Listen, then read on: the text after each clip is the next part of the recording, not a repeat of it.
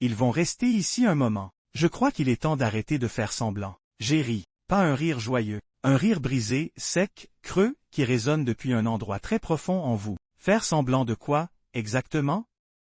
Elle est passée à côté de moi sans même sourciller. Jason l'a suivie. Les enfants traînaient des valises comme s'ils avaient déjà emménagé avant même de demander. Toi et moi, dit-elle en jetant son sac à main sur le canapé, c'est fini depuis longtemps. Tu es juste trop aveugle pour l'admettre. Noah s'est placé à côté de moi, sa main tremblante serrant mon bras. Papa, pourquoi il est là? Émilie a jeté un regard en arrière, avec ce même air suffisant. Parce que c'est lui qui me tient chaud maintenant. Cette phrase ne m'a pas juste atteint. Elle a fait exploser quelque chose en moi. J'aurais dû le voir venir. Les sorties tardives, l'obsession soudaine pour la salle de sport, les sous-vêtements neufs avec encore l'étiquette clairement pas achetée pour moi. La façon dont elle regardait son téléphone et souriait, comme s'il lui chuchotait des secrets salaces auxquels elle seule avait accès. Mais j'étais idiot. Je pensais qu'on traversait juste une mauvaise passe. Je croyais qu'en restant stable, protecteur, fournisseur, elle reviendrait. Mais il s'avère qu'un autre homme l'enlaçait déjà pendant que moi, dans la pièce d'à côté, je collais notre mariage comme un bout de ruban adhésif sur un navire en train de couler. Les garçons de Jason sont gentils, ajouta-t-elle avec un faux sourire. Peut-être qu'ils aideront Noah à être moins fragile. C'était la goutte. Quelque chose s'est brisé en moi. Mais avant que je ne puisse dire un mot, avant même de respirer, Noah s'est avancé.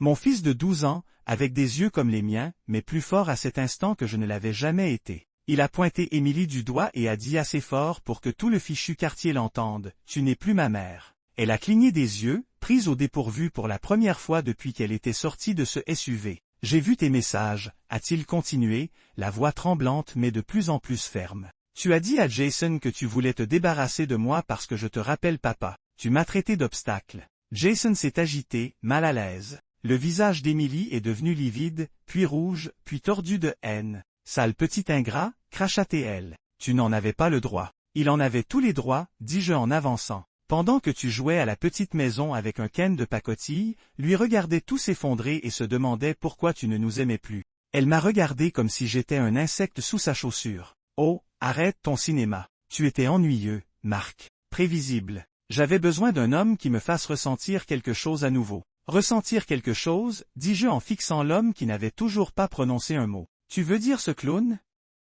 Jason s'est finalement avancé, la voix lisse comme s'il l'avait répété devant un miroir. « Écoute mec, ce n'est rien de personnel. Émilie mérite d'être heureuse. J'ai failli rire encore, mais mes poings étaient trop crispés. J'espère qu'elle te rendra aussi heureux qu'elle m'a rendu heureux, dis-je froidement. Parce qu'un jour, elle se retournera aussi contre toi. Elle le fait toujours. Et ce jour-là, je serai là pour rire. » Emery leva les yeux au ciel et se dirigea vers la cuisine. « Peu importe. Tu entendras parler de mon avocat. J'ai fini de parler. » Mais elle n'en avait pas fini, loin de là. Et moi non plus, parce qu'il me restait un dernier coup à jouer. Quelque chose qu'elle n'avait pas vu venir. Et tout commença par un dossier que j'avais caché dans le tiroir de la chambre. Non, ma chambre maintenant. J'ai ouvert le tiroir du haut de la table de nuit. Sous une pile de vieilles cartes d'anniversaire et de câbles de chargeur se trouvait la pochette cartonnée que j'avais alimentée pendant 3 mois. Je ne voulais jamais croire que j'aurais à l'utiliser. Je voulais me tromper, mais je ne l'étais pas. Capture d'écran, relevé bancaire, un reçu d'hôtel d'un week-end où j'étais à Michigan voir ma mère. Elle m'avait dit qu'elle était malade. Mais en réalité, Emery se faisait consoler au Rearton par Jason. Il y avait même quelques captures de messages Instagram que Jason avait envoyés à une amie d'Émilie, se vantant de lui avoir volé sa femme à un loser. J'avais les preuves. Toutes. Je suis retourné dans le salon. Jason était affalé sur mon canapé comme s'il payait l'hypothèque, zappant les chaînes. Ses enfants pillaient les goûters de Noah dans la cuisine comme s'ils étaient chez eux. Noah était assis raide au bord des escaliers, encore sous le choc, silencieux, mais bouillonnant. Je le voyais dans ses yeux. Émilie a jeté un coup d'œil au dossier dans mes mains et a roulé des yeux. « Quoi, tu imprimes des mèmes maintenant ?» « Quelque chose comme ça, dis-je. » Elle me l'a arraché des mains, l'a ouvert, et le sourire a disparu en moins d'1 seconde. « Tu m'espionnes, hurla-t-elle. »« Non, répondis-je. Je recueillais des preuves. C'est différent. Et maintenant, j'en ai assez pour m'assurer que tu ne partes pas avec autre chose que ton petit copain bon marché et ses gamins voleurs de goûter. » Elle jeta le dossier sur la table. Les feuilles volèrent. Jason se leva. « Écoute mec, » dit-il, essayant de rester calme, « peut-être qu'on devrait discuter ailleurs. »« Non, répliquai-je. Tu es entré dans ma maison. Tu as apporté ton chaos dans ma famille. Tu l'as rendu public. Alors restons publics. » La voix d'Émilie redevint venimeuse. Tu n'as aucune idée de ce que j'ai traversé. Tu n'étais jamais là pour moi. Émotionnellement, j'étais morte. Tu restais là à réparer des trucs dans la maison comme un gentil petit scout pendant que je pourrissais à l'intérieur. Tu ne pourrissais pas, rétorquai-je. Tu vagabondais, c'est différent. Et puis Jason, de tous les gens, posa une main sur mon épaule. Tu dois te calmer, mon pote. La manière dont il a dit mon pote a déclenché en moi une mèche dont j'ignorais l'existence. J'ai repoussé sa main et je suis entré dans son espace. Répète un peu pour voir si je reste calme. Il recula. Émilie, désormais déstabilisée, tenta la seule arme qui lui restait. Tu crois qu'un juge prendra ton parti quand tu menaces des gens devant ton fils? Je ne menace pas, dis-je. J'en ai fini. C'est différent aussi. Et là, en plein milieu de ce désastre, Noah parla à nouveau. Je peux rester avec toi, papa, demanda-t-il, d'une voix petite mais réelle. Émilie se tourna vers lui. Quoi? Non, tu ne choisis pas de camp. Je l'ai déjà fait, répondit-il. Au moment où tu les as fait entrer ici comme si on ne comptait plus. Les enfants de Jason, sentant le changement d'ambiance, avaient l'air perdus. L'un d'eux, probablement âgé d'environ 9 ans, lui chuchota quelque chose. Il se pencha, hochant la tête. Émilie, quant à elle, avait franchi une ligne qu'aucun document légal ne pouvait effacer. Elle attrapa Noah par le bras. « Tu es confus, je suis ta mère. Tu ne me parles pas comme ça. » Je n'ai pas crié, ni hurlé. Je me suis simplement avancé et j'ai dit « Enlève tes mains de mon fils ». Elle se figea. Je n'avais jamais utilisé ce ton avec elle auparavant. C'était froid, définitif. Elle le lâcha. Jason soupira, comme s'il réalisait soudainement dans quoi il s'était fourré. On devrait y aller. Tu aurais dû y penser avant de t'introduire dans la maison d'un autre homme avec ton jouet et ton paillasson, lançai-je. Émilie attrapa son sac. Ce n'est pas fini. Je sais, dis-je, ça ne fait que commencer. Alors qu'il s'éloignait, le plus jeune fils de Jason regarda Noah et lui fit un petit signe de la main. Noah ne répondit pas. Il les regarda partir, comme s'il gravait cette image dans sa mémoire pour toujours. Je fermai la porte, la verrouillai, puis me retournai pour regarder Noah. Je suis désolé, dis-je, tu ne méritais pas ça. Il me serra fort, comme s'il savait que je serais désormais tout ce qui lui restait. Et je réalisai que ce n'était pas moi qui avais tout perdu, c'était elle. Et elle ne le savait même pas encore. Le lendemain matin était silencieux, pas paisible. Juste ce genre de silence qui s'enroule autour de ton cou et ne te lâche plus. Celui qui suit la tempête, quand tout a été chamboulé et que tu fais semblant que c'est encore une maison. Noah n'est pas allé à l'école. Je ne l'y et pas obligé. À la place, nous étions assis à la table de la cuisine, buvant du chocolat chaud comme deux survivants d'un même naufrage. Il n'a pas parlé d'Émilie. Moi non plus. Mais je savais que les questions le rongeaient autant que moi. Vers midi, mon téléphone a vibré. Un message provenant d'un numéro inconnu. Ton comportement hier soir était abusif. Tu es instable. J'ai déjà contacté un avocat. Je viendrai récupérer mes affaires avec la police. Ne me contacte plus jamais. Je l'ai lu 2 fois, puis je l'ai montré à Noah. Il a cligné des yeux, puis a chuchoté. Elle a vraiment dit que tu étais abusif? Oui, dis-je, après tout ce qu'elle a fait. Menteuse, marmonna-t-il. Ce mot resta en moi. Simple, précis. Elle mentait comme elle respirait naturellement, constamment, sans aucun remords. Mais je n'allais pas la laisser transformer cette histoire en une comédie dramatique où elle jouait la victime. Elle pouvait jouer ce rôle pour son nouveau petit ami, pour le tribunal, pour ses copines de commérage. Mais moi, j'avais la vérité. J'avais les documents, les dates, les messages. J'avais Noah. C'était suffisant. 2 jours plus tard, elle est revenue avec 2 policiers. Même pas un avertissement. Juste un coup frappé à la porte, comme si elle n'avait pas détruit nos vies, s'attendant à ce que je lui ouvre gentiment. Elle se tenait là, avec de grandes lunettes de soleil et une fausse mine attristée, serrant un sac comme si c'était sa dignité. L'un des policiers demanda « Êtes-vous Mark Taylor ?» Je hochai la tête. « Madame souhaite récupérer des effets personnels. Pouvez-vous nous autoriser à entrer quelques minutes pour superviser la procédure ?» Je regardai Emery. « Tu as besoin de garde du corps maintenant ?»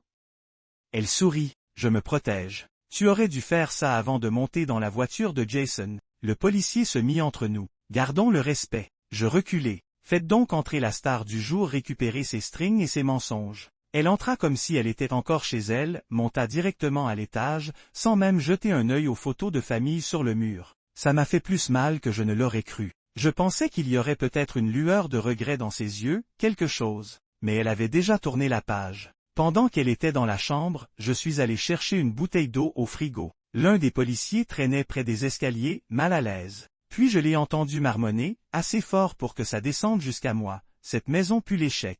Comment j'ai pu vivre ici aussi longtemps?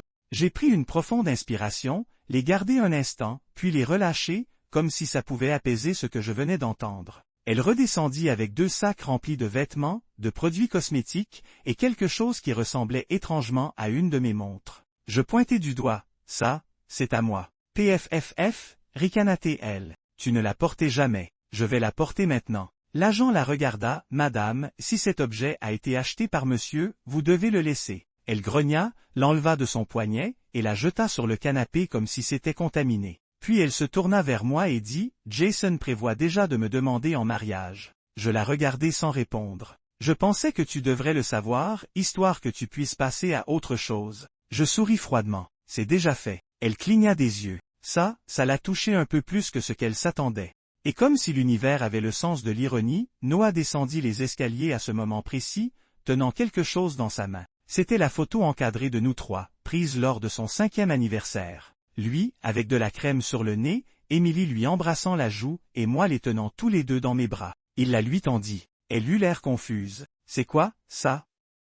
Il répondit, garde-la, pour que tu te souviennes de ce que tu as jeté. Puis il se retourna et sortit. Un des policiers tout sauta et dit, c'est tout, madame. Nous avons terminé ici. Elle ne répondit rien, se contenta de les suivre dehors, serrant la photo contre elle comme si elle brûlait. Je les regardai s'éloigner par l'allée. Et pour la première fois depuis que tout cela avait commencé, je ne me sentais plus brisé. Je ressentais autre chose, de la clarté. Le masque était tombé, les mensonges exposés. Et ce qu'il restait, ce n'était pas de la tristesse. C'était du pouvoir. Parce que je n'étais plus celui qui se cachait. Et bientôt, toute la vérité serait connue. Il me restait encore une carte à jouer. Et cette fois, je n'allais plus me retenir. Le lendemain du jour où elle avait récupéré ses affaires, j'ai déposé une demande de divorce. Claire, nette, avec le dossier complet remis à mon avocat comme une arme chargée. Il l'a feuilleté, haussé les sourcils plusieurs fois, puis a dit, « Vous avez largement de quoi l'enterrer devant un juge. » Parfait, ai-je répondu. Quelle creuse. Je n'ai rien dit à Emery. J'ai laissé les papiers parler pour moi. Ils lui ont été remis à la porte de son nouveau copain pendant qu'elle jouait à la petite famille avec Jason et ses 2 garçons. J'imagine qu'elle a essayé de sourire, peut-être qu'elle a dit que c'était juste de la paperasse, devant eux. Mais le timing n'était pas un hasard. Je voulais que Jason voie quelle sorte de femme il avait ramené dans sa vie. Le genre qui transforme son fils en pion, et son mari en plan B. Le genre qui ment tellement qu'elle finit par croire ses propres souvenirs réécrits. 2 jours plus tard, j'ai reçu un appel d'un numéro inconnu. Je l'ai laissé aller sur la messagerie. Puis j'ai écouté. C'était Jason. Il n'a pas dit grand-chose, juste un faible. Et mec, je pense qu'on devrait parler. Rappelle-moi quand tu peux. Je ne l'ai pas laissé mijoter. À la place, j'ai emmené Noah à la pêche. On a pris la route jusqu'au lac, juste à l'extérieur de la ville. Pas de réseau, pas de bruit. Juste le clapotis de l'eau et quelques oiseaux au-dessus. Il n'a pas parlé durant la première heure. Puis, en attachant un leurre, il leva les yeux et demanda, « Tu crois qu'elle nous a jamais aimés ?»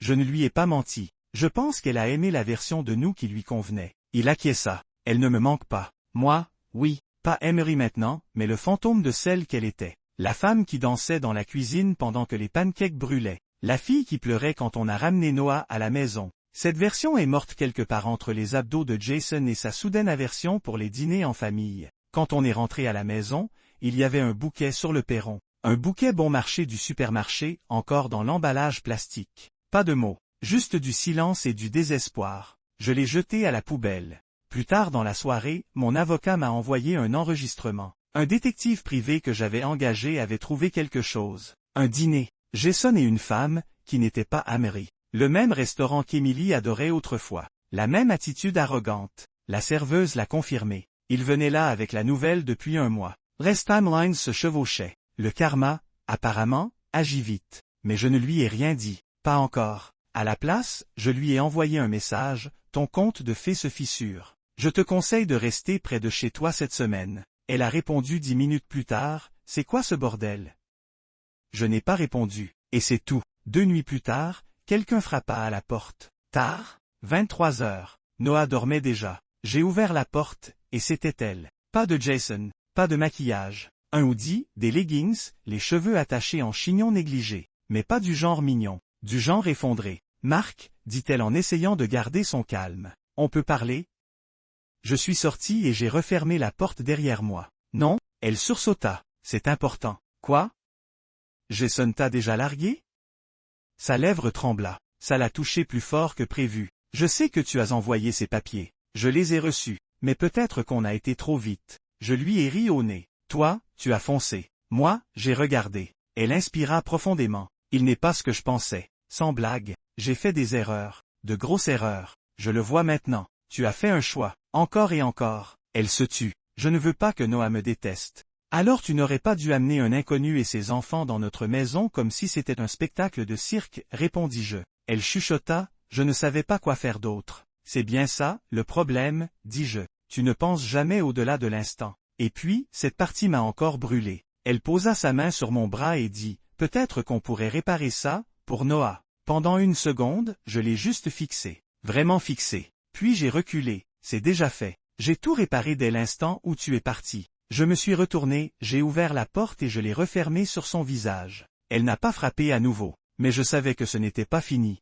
Non, elle n'en avait pas fini, et moi non plus. 3 jours passèrent sans un mot. Pas de fleurs, pas d'appel, pas d'excuses bidons. Puis arriva le vendredi. Je suis rentré du travail et j'ai vu sa voiture déjà garée dans l'allée, les roues tournées vers le jardin, comme si elle comptait rester. Elle faisait les 100 pas dans le jardin, bras croisés, habillée pour tuer. Robe noire moulante, talons trop hauts pour l'herbe, rouge à lèvres assez vif pour saigner. Elle avait plus l'air d'aller en boîte de nuit que de vouloir réparer une famille. Noah était encore à l'école. J'avais peut-être 20 minutes avant qu'il ne soit déposé. Je suis sorti de la voiture sans dire un mot. Elle m'a vu et s'est illuminée d'un sourire parfaitement répété. « Marc, tu as bonne mine. » Je suis passé à côté d'elle en direction de la porte d'entrée. « Qu'est-ce que tu veux, Emery ?»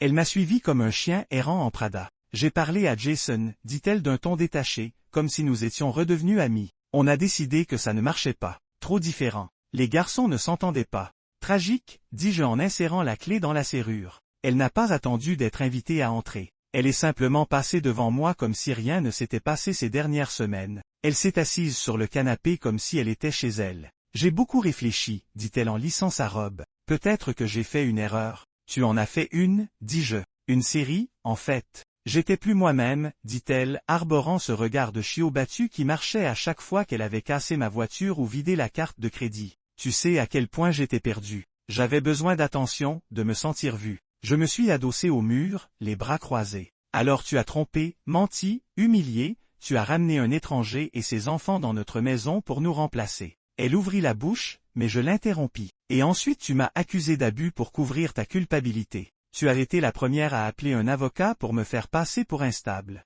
Tu as dit à notre fils qu'il te rappelait trop moi. Tu veux que je continue? Son sourire s'effondra. Je veux juste une autre chance, dit-elle, la voix tremblante. Pas pour moi, pour Noah. Il mérite une famille complète. Je la fixai longuement, puis je lui dis la vérité. J'ai demandé la garde exclusive. Tu auras un droit de visite supervisé, jusqu'à ce que Noah dise le contraire. Elle se leva d'un bond, la rage envahissant son visage. Tu n'as pas le droit de faire ça? Je l'ai déjà fait. Tu veux te battre? Apporte ton dossier. J'apporterai le mien. Elle plissa les yeux. Tu crois que ça fait de toi un meilleur parent? Non, je pense que rester malgré tous les mensonges, les effondrements, chaque regard vide, chaque fois où tu verrouillais la porte de la chambre parce que t'étais pas d'humeur pendant des mois. Je pense que ça fait de moi un meilleur parent. Toi, t'étais froide. Toi, t'étais parti. On se faisait face, haletant, comme 2 boxeurs au 10e round, n'ayant plus rien à donner sauf la haine. Puis j'ai entendu le bus. Noah, il montait sur le perron alors qu'il descendait du bus, son sac à moitié fermé, les cheveux en désordre à cause du vent. Quand il l'a vu, il s'est arrêté net. Maman, dit-elle avec un sourire. Salut, mon chéri. Il ne répondit pas au sourire. Pourquoi tu es là? Demanda-t-il. Je suis venu parler à ton père, répondit-elle gentiment. Juste des choses de grand. Il me regarda. Je hochai légèrement la tête. Il monta les marches et se plaça à côté de moi. Tu restes? Demanda-t-il. J'espérais, dit-elle. Non, répondit-il. Tu ne devrais pas. Son visage se fissura un instant. Le masque tomba, et je vis enfin, la peur, le regret, une étincelle de quelque chose, mais trop tard. D'accord, murmura-t-elle. Je m'en vais. Elle retourna à sa voiture, ses talons s'enfonçant dans la pelouse. Avant d'ouvrir la portière, elle se retourna et dit, il le regrettera. Un jour, il me demandera pourquoi je suis parti. Noah répondit avant que je ne puisse le faire.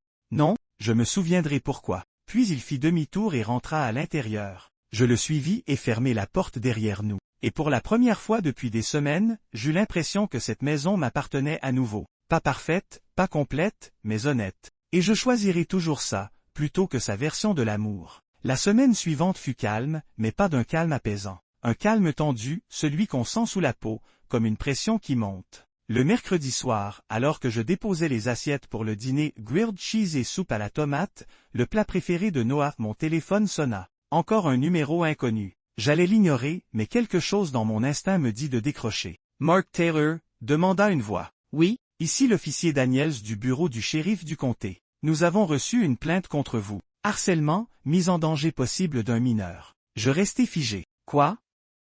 La plainte provient de Madame Emery Taylor. Elle vous accuse de menaces verbales, de comportements émotionnellement abusifs et de lui refuser l'accès à son enfant. Je n'ai pas parlé tout de suite, la mâchoire crispée. Il continua, nous n'engageons pas de poursuite pour le moment, mais nous aurons besoin d'une déclaration formelle, de préférence en présence de votre avocat. Je hochai la tête, même s'il ne pouvait pas me voir. Je comprends. Je demanderai à mon avocat de vous contacter. Je raccrochai, les mains tremblantes. Noah leva les yeux de la table. Qu'est-ce qu'il y a? Je forçai un sourire. Rien, juste de la paperasse que j'avais oubliée. Je ne lui ai rien dit. Pas encore. Mais à l'intérieur, je bouillonnais.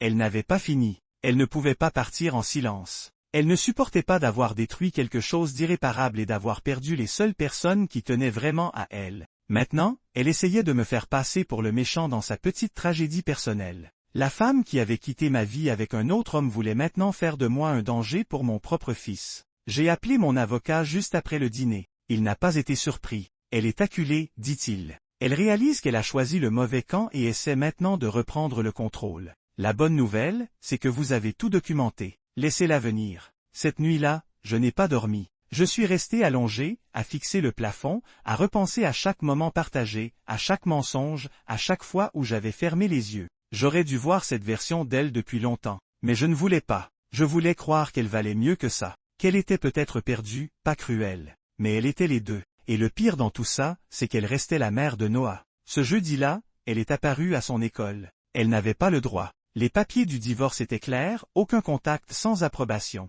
Mais elle l'a fait quand même.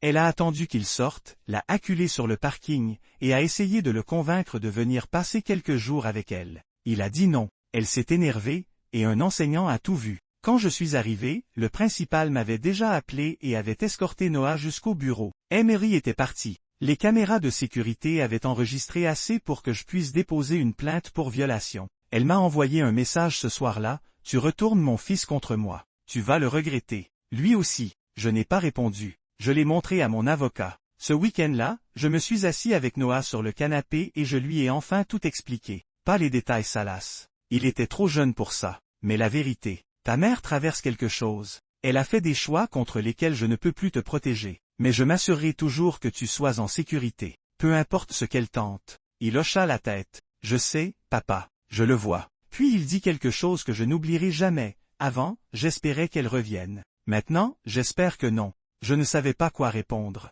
Une part de moi souffrait pour lui, mais une autre se sentait soulagée. Il n'était plus aveugle. Et moi non plus. Ce dimanche-là, une lettre arriva. Sa réponse officielle, via son avocat. Elle demandait la garde partagée. Temps égal. Une semaine chez l'un, une semaine chez l'autre. C'était risible. Mais je n'ai pas ri, parce que je savais que ce n'était pas une question d'être mère. C'était une question de contrôle. Une manière de me punir pour ne pas l'avoir laissé partir tranquillement. Elle pensait que j'allais céder. Elle pensait que j'allais craquer. Mais elle avait oublié quelque chose d'important. Je ne perds plus contre les menteurs. Même pas ceux que j'ai un jour aimés. Jour du procès. Je me suis tenu devant le miroir ce matin-là, ajustant une cravate que je n'avais pas portée depuis l'enterrement de mon père. Je ne la portais pas pour Emery. Je la portais pour Noah. Pour lui montrer que certaines choses comme la dignité valent la peine d'être remises en place quand tout le reste s'écroule. Évidemment, il n'était pas avec moi. Je ne voulais pas qu'il soit mêlé à ce cirque. Il était chez ma sœur, probablement en train de jouer à la console, en espérant qu'il ne pense pas trop à ce que ses parents allaient traîner dans la boue devant un juge. Mon avocat m'attendait au tribunal. Calme, maîtrisé, le genre d'homme qui ne scie pas même quand tout brûle autour. Je l'admirais pour ça. Elle jouera sûrement la victime, dit-il. Larmes, regrets, tout le package. Laissez les papiers parler. Emery arriva 10 minutes plus tard dans un chemisier blanc, comme si elle assistait à une communion, pas à un combat. Cheveux attachés proprement, maquillage minimal, mais toujours en train d'essayer de jouer la carte de l'épouse abandonnée. Jason n'était pas avec elle. Plus maintenant. J'imagine que cette implosion s'est faite en silence, après que son petit adultère ait été découvert. Bien, qu'elle goûte à la trahison de l'autre côté. L'audience commença calmement. Présentation, contexte. Puis son avocat se leva et brossa un portrait, tellement déformé que j'avais du mal à le reconnaître. Madame Taylor a subi une négligence émotionnelle pendant des années. Ses tentatives pour sauver le mariage ont été ignorées. Oui, elle a commis une erreur, mais seulement après que M. Taylor l'ait complètement rejetée. Aujourd'hui, elle cherche à rétablir une relation avec son fils, dont elle a été injustement séparée. Séparée? Mon avocat se leva, avec la confiance de celui qui a toutes les preuves. Et c'était le cas. Chaque message, chaque reçu d'hôtel, chaque appel vidéo où Noah pleurait après un rendez-vous raté ou un appel ignoré de sa part. Le dossier contenait tout. Date, heure, ses mots, écrits de sa propre main. Le juge feuilleta tout en silence. Et quand il leva les yeux vers moi, je ne vis pas de la pitié. Je vis de la compréhension. Poussey Mary prit la parole. Et là, le vrai théâtre commença. Des larmes, une voix tremblante. Le même foutu numéro qu'elle utilisait chaque fois qu'elle devait éviter ses responsabilités. Je veux juste retrouver ma famille, murmura-t-elle, la voix brisée au moment parfait. Je n'ai jamais voulu faire de mal à qui que ce soit. Jason, ce n'était pas ce que vous croyez. J'étais perdu. Vide? E.T. Mark ne me voyait plus. Elle me regarda droit dans les yeux, comme si j'étais censé hocher la tête et lui pardonner. Je ne bougeais pas. Quand ce fut mon tour, je ne pleurais pas. Je ne tremblais pas. Je dis la vérité. Je l'aimais. Je lui ai tout donné. Elle n'a pas simplement quitté la maison. Elle a fait exploser notre famille. Elle a ramené un autre homme et ses enfants chez nous, les a présentés à mon fils comme si nous étions remplaçables. Et quand ça n'a pas marché, elle a essayé de revenir en se faisant passer pour la victime. Je fis une pause, puis ajoutai, mais il ne s'agit pas de moi. Il s'agit de Noah. Et tout ce qu'il veut, c'est la paix. Le silence dans la salle d'audience à ce moment-là était plus fort que n'importe quelle dispute qu'on ait jamais eue. Le juge rendit sa décision 3 jours plus tard. Garde principale accordée à moi. Visite tous les autres week-ends.